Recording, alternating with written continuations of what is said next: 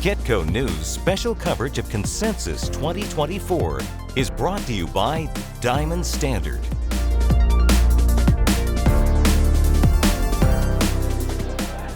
Hello, I'm Michelle Makori, and this is Kitco News coming to you from Austin for Consensus 2024, one of the world's leading crypto, blockchain, and Web3 events.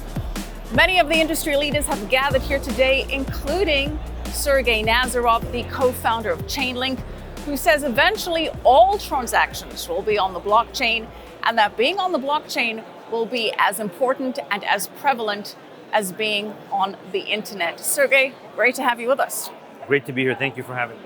Well, Sergey, we've got a lot of topics to discuss. Big focus on tokenization, as well as your outlook for ETH and Bitcoin with the recent approval of the ETH spot ETF. But before we get into that, for our viewers that are not that familiar with Chainlink, give us a brief intro and a breakdown. So Chainlink is infrastructure that allows smart contracts to operate and do advanced kind of operations.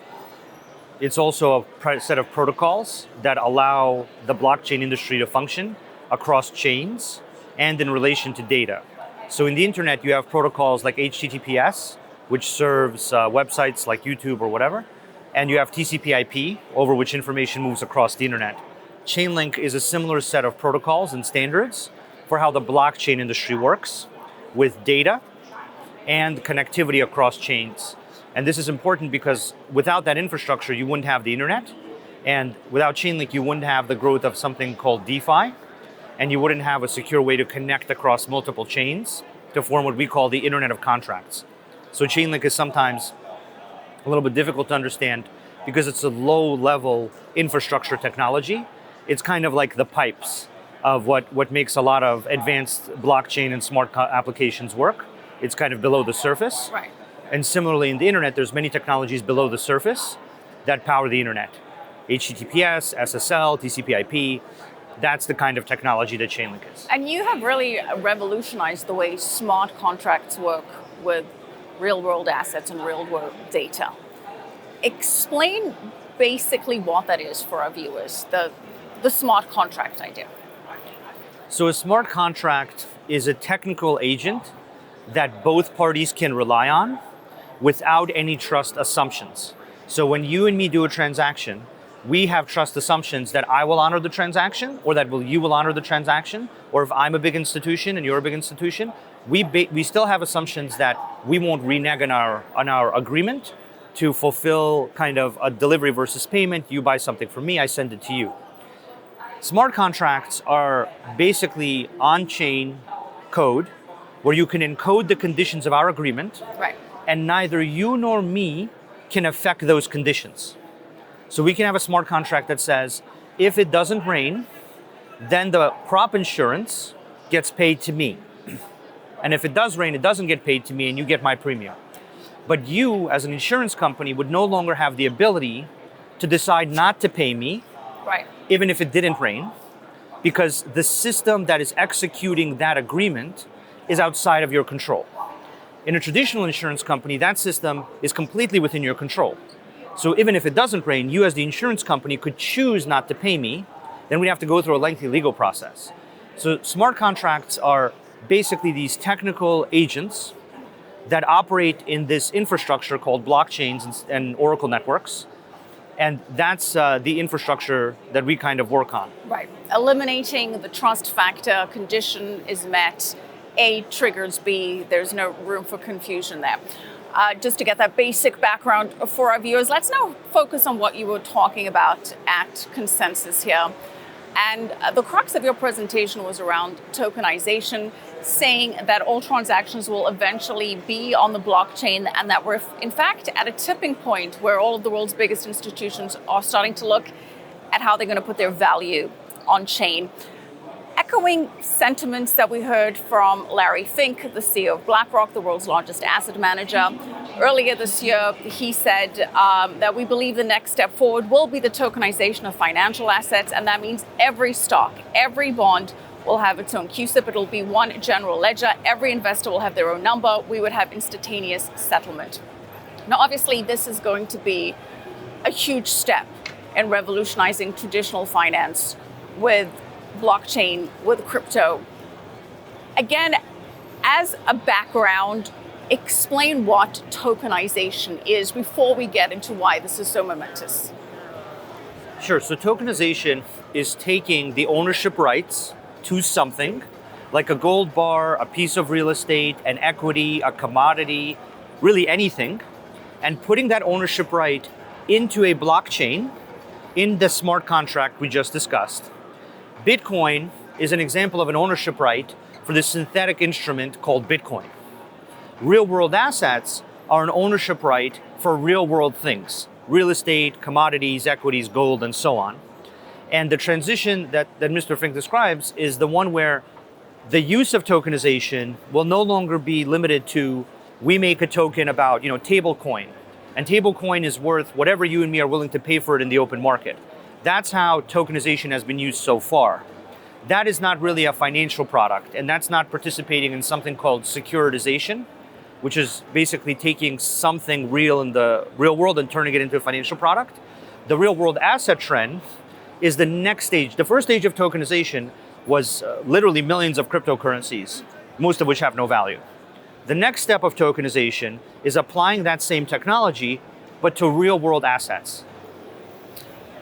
So you, again, like Larry Fink, have said that all credit, all commodities, all derivatives are going to be on-chain.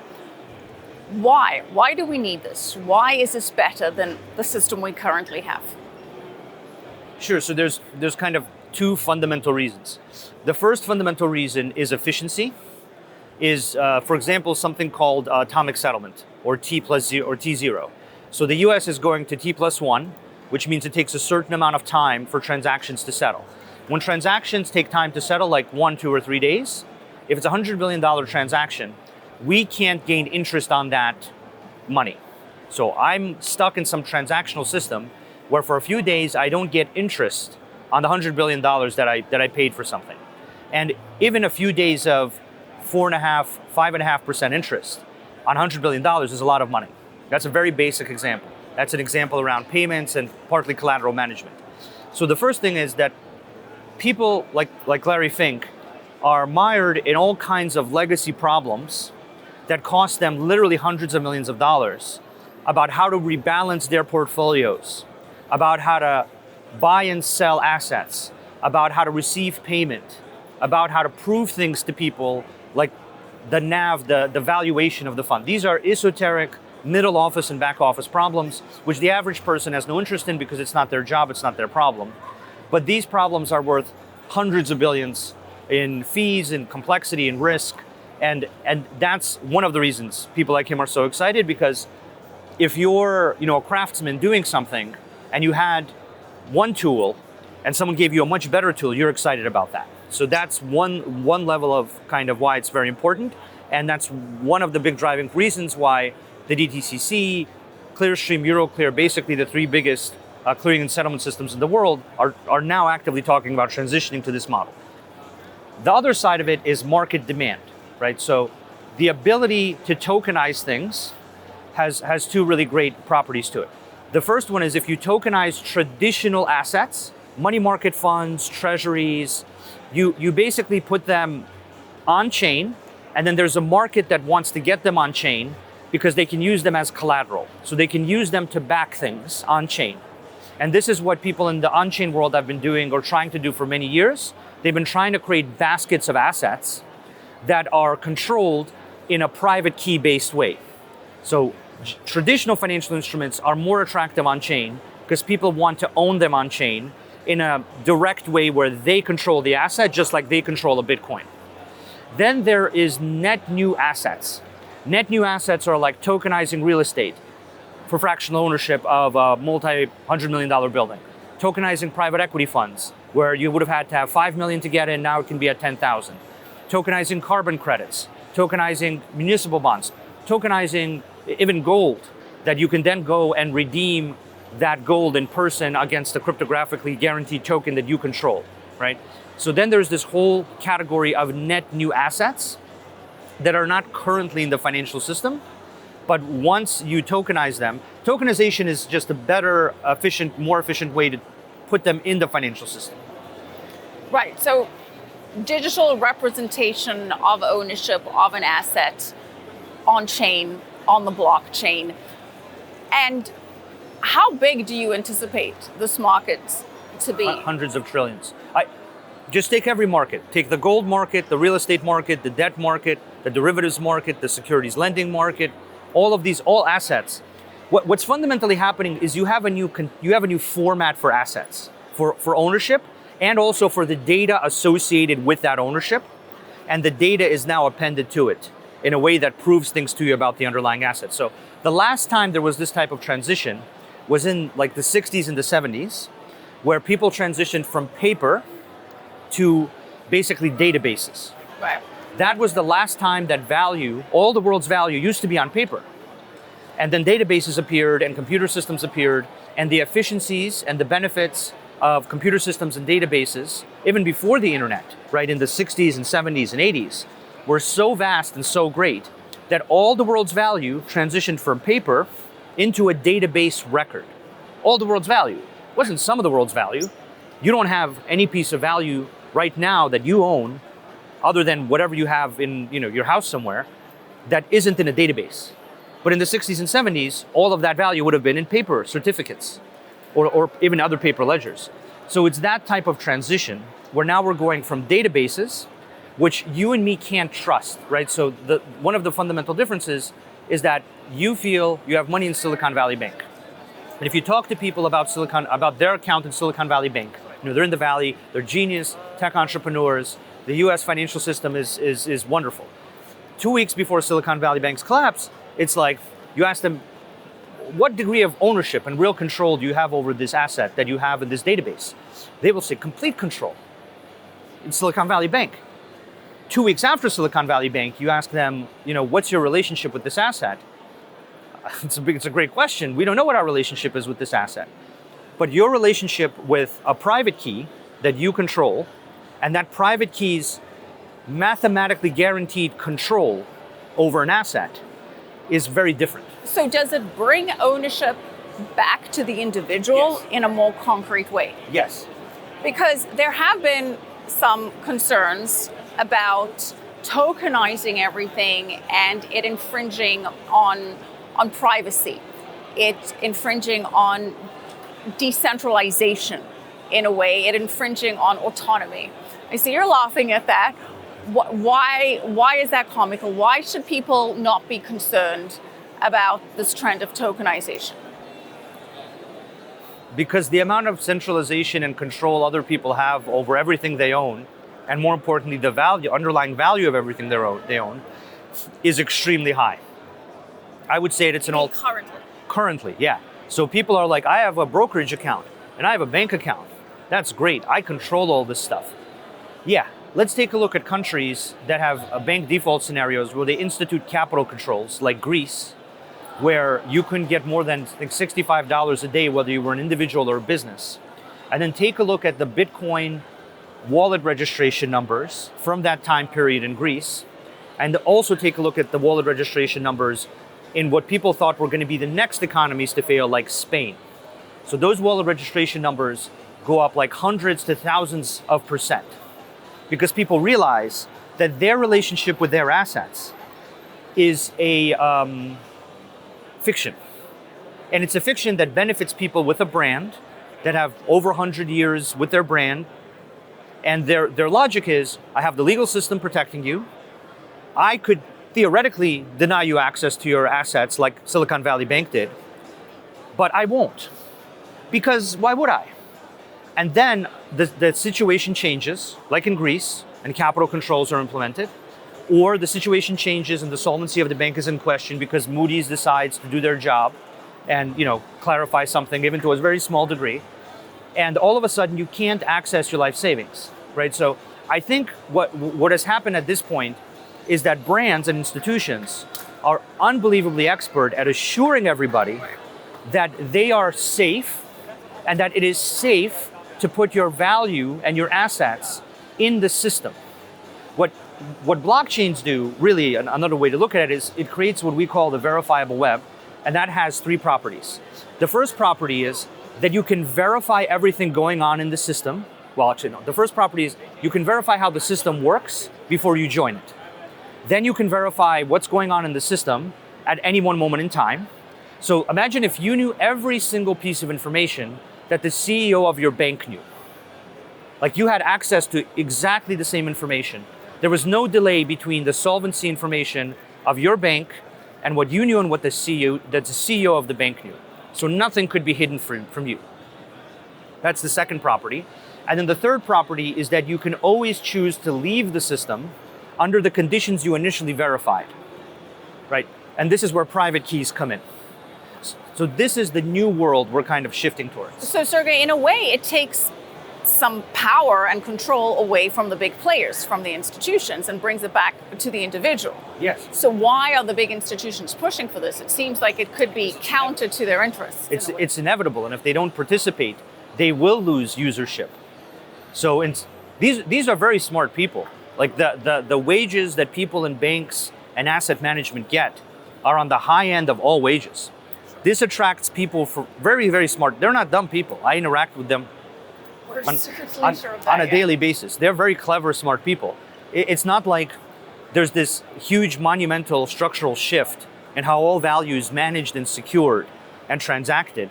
And they're just going to sit, and the numbers won't go from less than 100 billion to over 2.5 trillion in the crypto industry. Right. And they're just going to ignore it. This is just an inevitable reality because of the benefits of this technology. It's like, right now, the internet is obvious to everybody, right? It's obvious that we communicate over the internet. We do Zoom calls, we send emails. 60s and 70s, you ask people about the internet, they're like, why would I need that? But the benefits are obvious now, right? So if you can't beat them, join them, and this is the trend that it's going. Okay, so you brought up the example of the internet, and you brought up the example of, I guess, paper records, right? And there's always a winner and a loser in any major transformation, in any major evolution. Who are the losers? Who's going to be disadvantaged in terms of providers, in terms of institutions? Who are the players that are going to be on the other side of this when the tokenization trend really takes off? Right, the tokenization trend and the DeFi trend in the private chains of the banks. Right, like you had, like your publishers, right? We still have some print stuff. Listen, I'm old school. I like my hard copy, right? But obviously you had a lot of publishing businesses, just to put it on a very rudimentary level, that got taken out of business, that lost out on this. Who are the losers as this trend really takes off? Yeah, so there's two groups. The first group is anything that can be packaged into a smart contract that some service or system charges a lot of money for.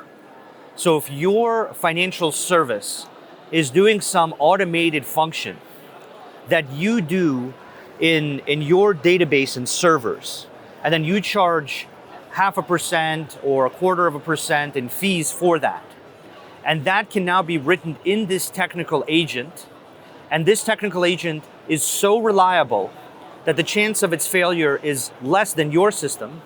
And so using your system is both more costly and more risky than this technical agent that's doing some calculation or some transfer or something. And there are parts of the financial services infrastructure that fall into that. And there are other parts that people think fall into that, but actually don't fall into that. And this is where a lot of people are confused about who will be displaced, and that there will be, everyone will be displaced. Everyone will not be displaced. There will be parts of people's financial services infrastructure offerings that are replaced by smart contracts, and there will be parts of what they do that will actually become more valuable in certain ways. Like, for example, providing legal finality. So one answer is the people who create the financial system of the world and how that all works, which is complicated and varies from use case to use case. But basically, the way to think about it, anything that can be turned into a smart contract will be turned into a smart contract. That's the question you should be asking. Can this be turned into a smart contract? Yes. If it's turned into a smart contract, assume it costs less, and assume it's viewed as more reliable than a centralized thing. And then the next question is, why would someone choose this thing over that thing? Once you're in that kind of lens, and the answer is pretty much always they would never choose the current thing. Just like we don't communicate over postal service, right? That's the situation. I don't know. I still like getting a card in the mail every now and again, but point taken, yes. And then the second group are the people who exploit information asymmetry, which is a lot of people in the financial markets. Information asymmetry is how most hedge funds, most places that speculate make money, legally or illegally, many times illegally. And the global financial crisis was a great example of this, where you had certain very small groups of people that had unique access to information that they were able to exploit to become massively rich, where the rest of society had to cover the cost. And that's basically information asymmetry. Now, information asymmetry is eliminated by putting the data that those people would have had on chain. So the thing that's happening beyond just the ownership right going on chain is the data is going on chain. So I'll give you an example. Let's say we had 1 million mortgages and they were bundled into some product and they were bundled into some other product. In the traditional system, no one could really understand who the mortgage holders are. Right. In the new system, every mortgage holder will have their own smart contract. And the second that their credit score changes, the second they buy 5 more houses, the second their wages go down in some way or something significant happens, that specific single mortgage holder's smart contract gets updated. And then the packaged asset is a collection of millions of those individual smart contracts. But you don't have to be John Paulson, you don't have to be these people, these advanced people, to understand what's going on with the underlying assets. Because all of the data is flowing into this smart contract, which is becoming what we call a unified golden record. So the second thing that's happening is the markets are getting more efficient. You have atomic settlement, huge efficiencies, which fundamentally make everything cheaper, and that value ends up going back to the consumer through competition, which is the power of capitalism. And then the second thing that's happening is the information asymmetries are eliminated, because imagine if you knew everything about an asset that the asset issuer knew. Like, one of the biggest problems of asset managers, frankly, is that the asset issuer, the sell-side bank making the asset, knows all this stuff about how that asset actually works and is actually performing. And then they get really good updates about that. And this is what defines some of the best asset managers, actually, is that they have access and understanding of that information similar to the sell-side banks. And the worst asset managers don't have that. But imagine if all of the same information that the bank had, the issuer had, was on-chain to begin with, and then it was consistently updated. So let's say we have a tokenized piece of real estate, and instead of having to have $100 million to buy into a building, we need to have $1. So we buy a portion of this big convention center because we think it's going to be worth more. And then that is an ownership right on chain, and it is also a data container where, let's say there's a new debt obligation on this convention center.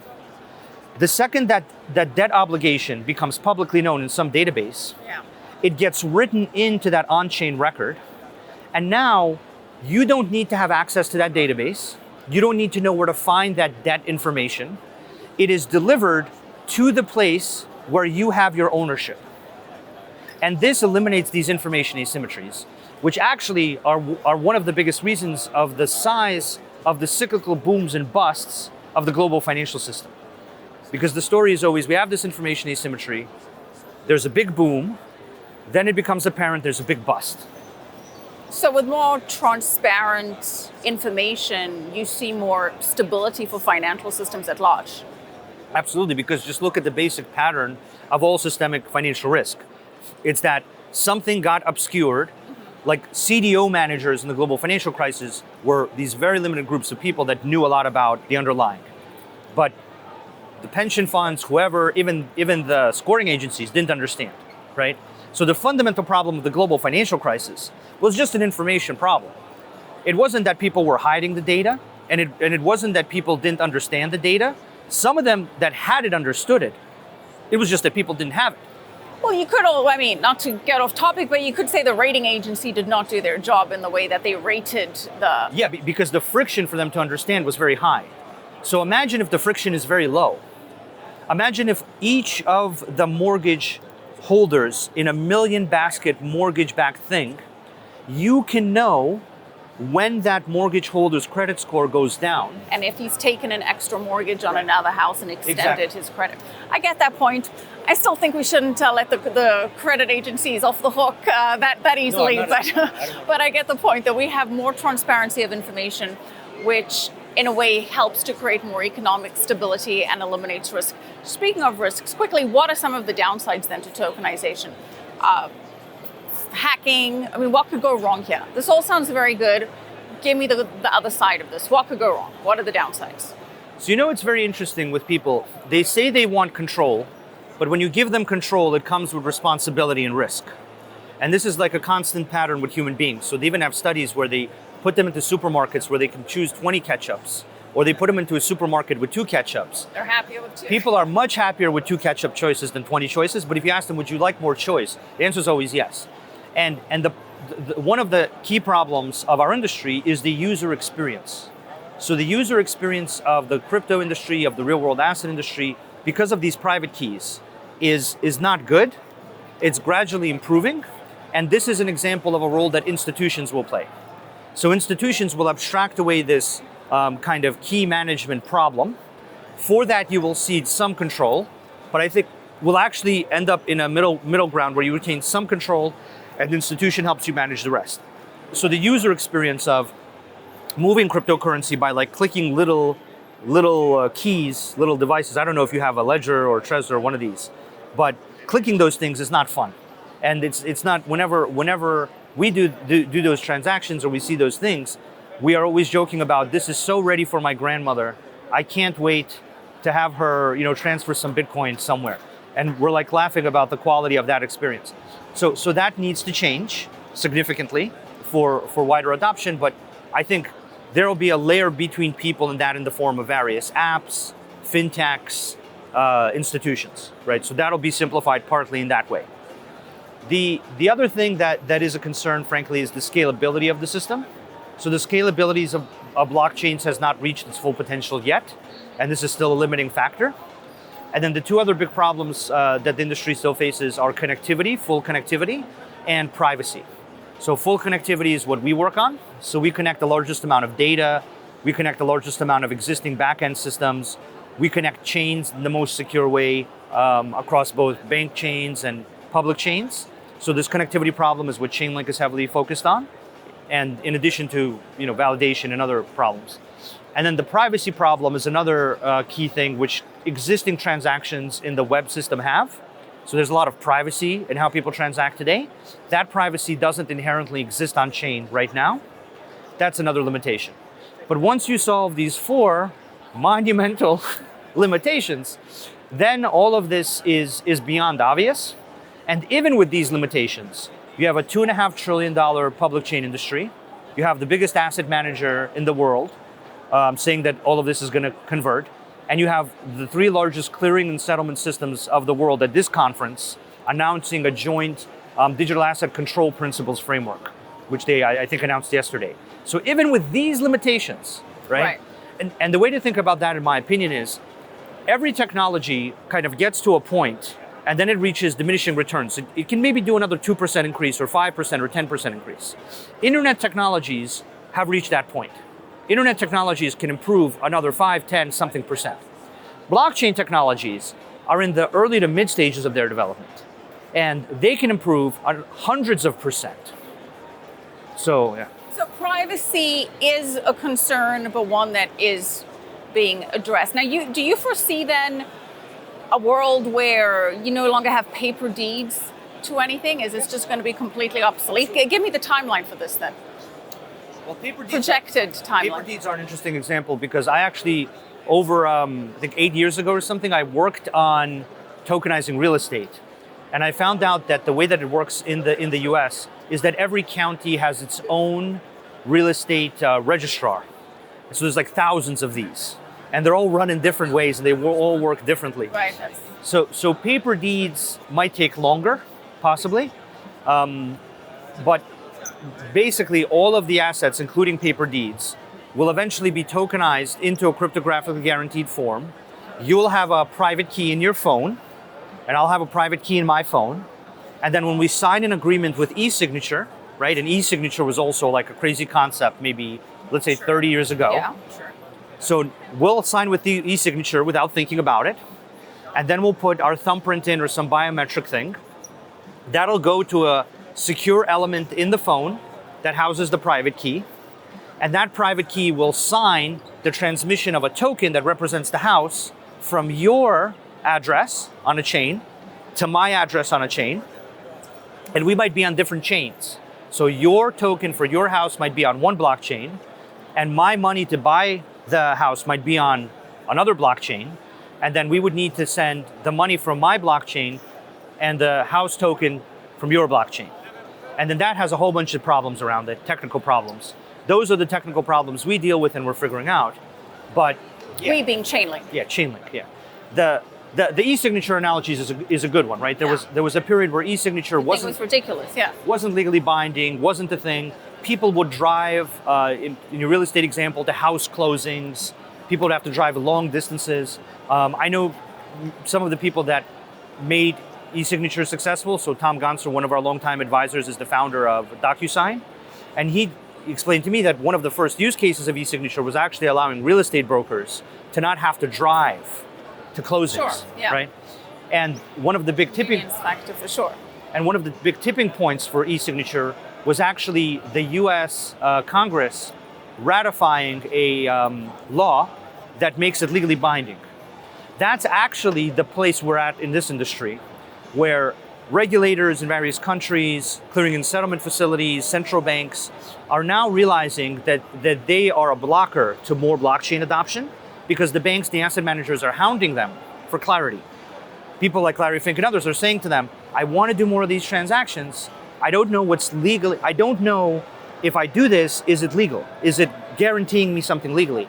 And so now this year and next year, and this is some of the conversations I've been having over the last couple of months, meeting with central banks and clearing and settlement depositories and exchanges and regulators. Now we're in this world. We're kind of at that tipping point where people see the value of this, and the regulators, the lawmakers, the central banks, the CSDs are all now starting to create what they call frameworks, regulation frameworks. And those regulation frameworks will create the legally binding force that will allow the remainder of the world to transition their relationship with assets and value and the data associated with those assets and value into this format. Right. So this year, next year, we're literally at that point where like you're gonna get the equivalent of e-signature legislation, and that is gonna be one of the big unlocks for opening the floodgates of adoption. So that is what you forecast happening within the next year or so, getting this regulation cleared out for? I would say in the next 2 to 3 years, depending on the jurisdiction. In some places, it's already clear. So Sergey, assuming you're watching the show, you're a retail investor, you see the trend, you see the writing on the wall, how would a retail investor get exposure to the upside of this? Like what's the play here?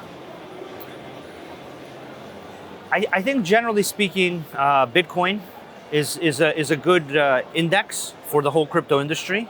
And generally that's consistently continued to be the case. But for the tokenization industry, is it ETH? Is it Ethereum? Like how do you play this trade, to put it that way? I think that's very hard for me to say. I'm not exactly sure how people would approach that. I think they should have an interest in the real world assets themselves and think about adopting those real world assets like tokenized gold, tokenized fractional ownership of real estate, tokenized carbon credits. That's the direction I would think about. In terms of all the different technologies, I would kind of just look at the technology that's going to become indispensable to allowing all of this to operate. Generally, my experience and my reading of the history of technology is that the technologies that are critical for transactions to happen, for systems to move ahead, are the technologies that when those transactions increase, people are in a way forced to adopt those technologies because they have to adopt them in order to transact. Right.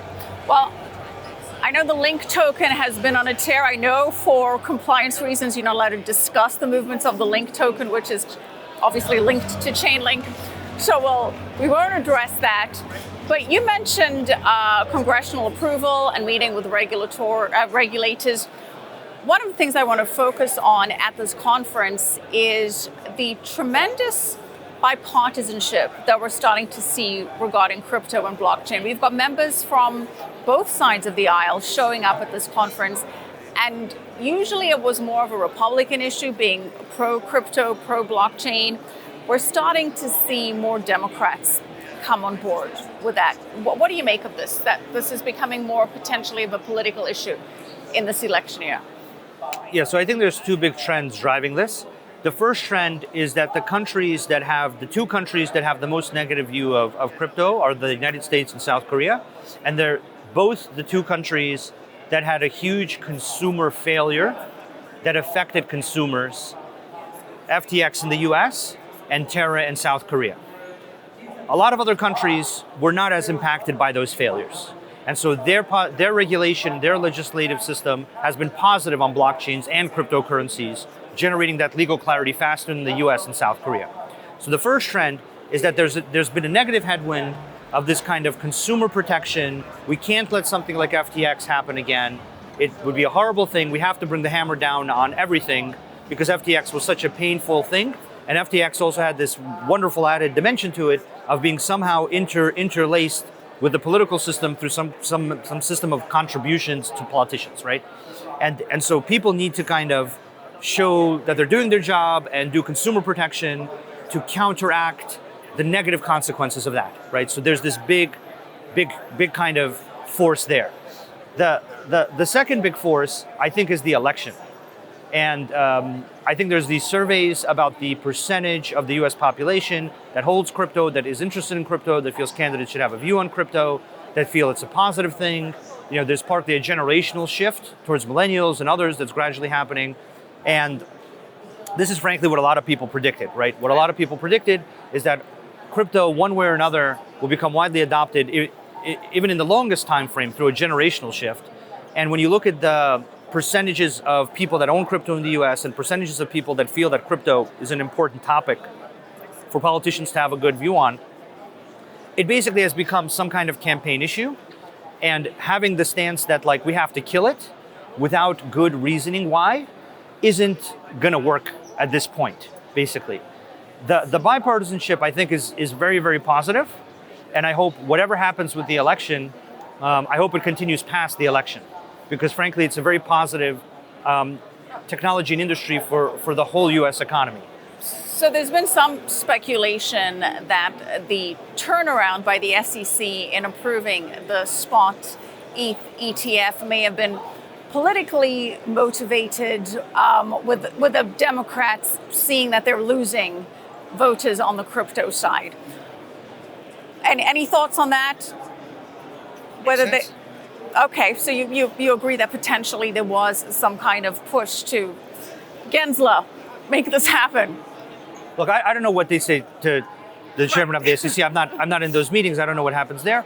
I do feel that, and the statistics prove this out, there's a large percentage of the US population that overlaps with the large voting percentage of the US population that feels that crypto is positive and feels that it's an important issue. So let's talk about the spot ETH ETF approval. You've said that the Bitcoin spot ETF was a watershed moment. What are your thoughts on the ETH ETF approval? I think it's an obvious next step. I don't know why there would have been any doubt that this would have happened. And I think beyond the ETH ETF, there's going to be more ETF approvals for a whole bunch of different tokens and a whole bunch of other tokenized assets, frankly. So I think this is just the beginning. This is just the beginning of the traditional financial system finding a legally compliant way to interface their user base with the crypto industry. Well, big development. None of the actual ETFs have been launched per se. Obviously, that paperwork is going through. Some expect that to be ready in June, maybe July. What do you think it means for the price of ETH? Because it still hasn't made a new all-time high. Do you have any thoughts that you can share on that? I think if I had to guess, I'm not an expert on how market prices work, but if I had to guess, once people saw that one ETF was approved, I think then it was probably priced in that other ETFs would be approved. that would be a logical assumption from a rational market participant. I don't know what it'll do to the price of the ETF. I think what people need to see is the amount of value in the ETFs, right? So I think that the way to measure this is not that there will be an ETF, but how much value from the traditional financial system, which is net new buying power, net new capital flowing into the crypto industry. How many billions is that in the ETF? So it's not about the launch of ETF. I think that was kind of obvious. I think the next question is over the next weeks and months, how much value are in the whatever 10 or 20 different ETFs that are going to exist? Is that in the single digit billions? Is it in the double digit billions? How many zeros are there? So are you overall optimistic in terms of a continuing bull market run for ETH, for Bitcoin, whatever you can share on that? I know your compliance people behind my back, so whatever you can share on that. It's fine. I think that frankly, a lot of the crypto markets are driven by macro forces that are beyond people's control, like the Fed interest rate. My personal view is that it's driven by a lot of macro forces. These macro forces are very unpredictable. They're tied to inflation, which is tied to geopolitical events, and like a multitude of different supply chain issues that are very hard to predict and understand. So there's this kind of chain of events between geopolitical events affecting inflation, inflation numbers affecting Fed interest rates, and Fed interest rates affecting how different types of commodities and assets are viewed, right? So that's a super unpredictable dimension of the crypto industry that good luck figuring that out. I think the adoption of the technology is at an all-time high. And I think the value of these cryptocurrencies is also at a high enough price to attract people into the crypto industry. And when I've seen this in the, let's say, 14 plus years that I've been in the crypto industry, you basically see two trends. You see price bring people in, and then they stay and build cool things. And then sometimes you see cool things being built, and that validates the value and usefulness of the technology, and that brings people in. I kind of see both of those trends happening right now. I see that the market prices of things like Bitcoin are high enough to justify smart people to come in and build things. And that has a lag between when they come in and when they launch what they're building. That lag is anywhere from 6 to 12 months.